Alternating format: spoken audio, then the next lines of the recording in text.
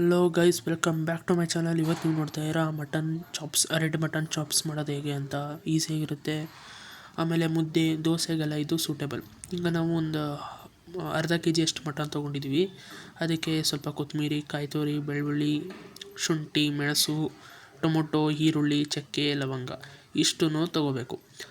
ಅರ್ಧ ಹೋಳು ಕಾಯಿ, ಬೆಳ್ಳುಳ್ಳಿ 2, ಶುಂಠಿ 1 ಇಂಚ್ ಶುಂಠಿ, ಆಮೇಲೆ ಈರುಳ್ಳಿ 2, ಟೊಮೊಟೊ 1, ಆಮೇಲೆ ಕೊತ್ತಂಬರಿ ಸೊಪ್ಪಿಷ್ಟು, ಆಮೇಲೆ ಮೆಣಸು ಸ್ವಲ್ಪ ಖಾರಕ್ಕೆ ಎಷ್ಟು ಬೇಕಷ್ಟು ನಾವು ಖಾರದ ಪುಡಿ ಹಾಕ್ತಾಯಿದ್ದೀವಿ ಅದಕ್ಕೆ.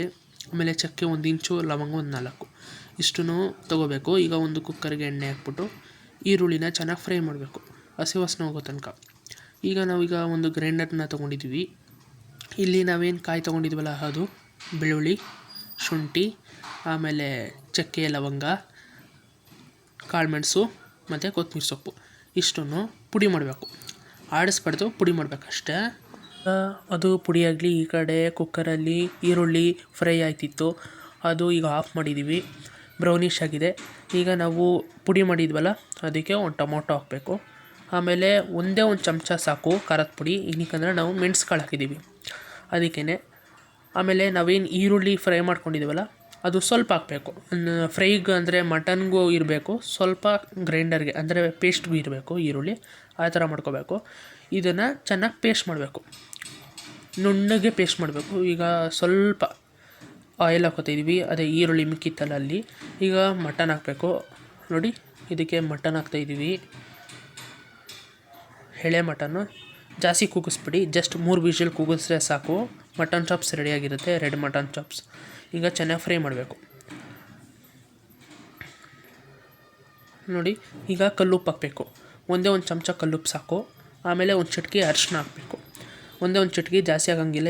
ಇಲ್ಲಾಂದರೆ ಅರಿಶಿನದ ಕಲರ್ ಅಂದರೆ ಯೆಲ್ಲೋ ಕಲರ್ ಮಟನ್ ಚಾಪ್ಸ್ ಆಗೋಗುತ್ತೆ.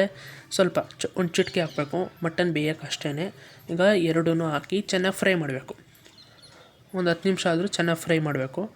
ಅದಾದಮೇಲೆ ನಾವೇನು ರುಬ್ಬಿಟ್ಕೊಂಡಿರೋ ಮಸಾಲ ಹಾಕಬೇಕು. ನೋಡಿ, ಈಗ ಚೆನ್ನಾಗಿ ಫ್ರೈ ಮಾಡ್ತಿದೆ. ಈಗ ರುಬ್ಬಿಟ್ಕೊಂಡಿರೋ ಮಸಾಲ ಹಾಕಬೇಕು. ಇದನ್ನು ಹಾಕಿ ಚೆನ್ನಾಗಿ ಫ್ರೈ ಮಾಡಬೇಕು. ಈಗ ಚೆನ್ನಾಗಿ ಫ್ರೈ ಆಯ್ತಾ ಇರಲಿ. ನೋಡಿ, ಈಗ ನೀರು ಹಾಕ್ಕೊಂಡು ಚೆನ್ನಾಗಿ ಕುದಿಸ್ಕೋಬೇಕು, ಅಂದರೆ ಬೇಯಬೇಕು. ಅದಾದಮೇಲೆ 3 ವಿಷಲ್ ಹೊಡಿಸಿದ್ರೆ ಸಾಕು.